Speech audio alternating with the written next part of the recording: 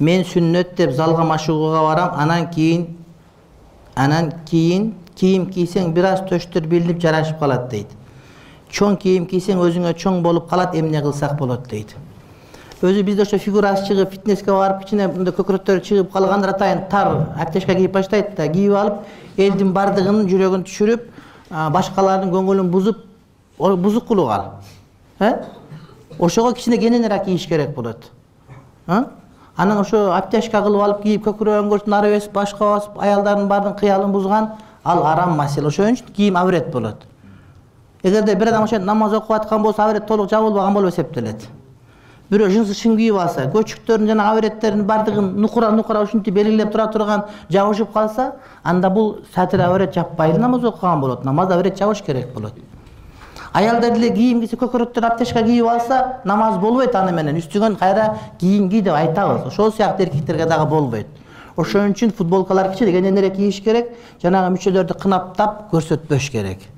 Анан жай келатат бардыгы майка кийип, башка кийип, жылаңач болуп, ушинтип көчөгө нары бери басып, фигурасын көрсөткөндөр, булар фасыктык, дини тайыздык. Мен содада иштейм, кээ адамдар суранып карызга буюм алып кетишет, бир жума же бир ай акчасын берем деп, бирок акчасын бербей койгондор көп болот. Ошолорго насаат айтып койсоңуз, анан ошол акчалар садака кордуна өтөп, карызды кечип берсек. Карызды кечип берсеңиз өтөт, мажбур садака өтө берет. Эми бул туура эмес, албетте ошон үчүн сиз мындай бир кыйнала бере турган болсоңуз, бир буюм берсеңиз, ордуна башка бир нерсе залог алып калыңыз.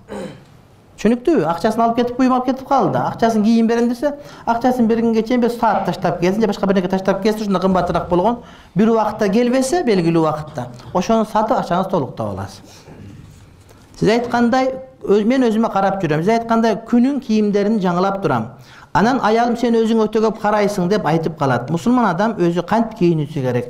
Адам таза кийиниш керек, кийимде таза тыкан болуш керек, бирок өтө кымбат кийгенден сактаныш керек албетте. Адамга кибир болуп калышы мүмкүн.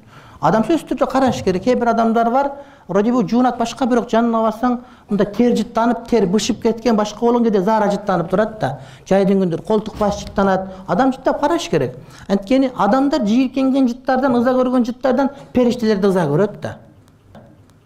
Кээ бирлер кийимдерин өмүр бою жуубайт. Жок, жууп, чайкап, тазалап туруш керек. Кээ бирлер кийимдерин бышырып алат. Кээ бир аялдар кийим жууганды билбейт да. Дароо кайнак сууга салып берсе, жанагы кир чапталышып калып, өмүр бою жыт чыга бере турган болот да. Ошон үчүн кичине колтук башын жыттап карап туруш керек. Кээ бир адамдар жанына барсаң, кадимкидей жийиркен андай болбош керек.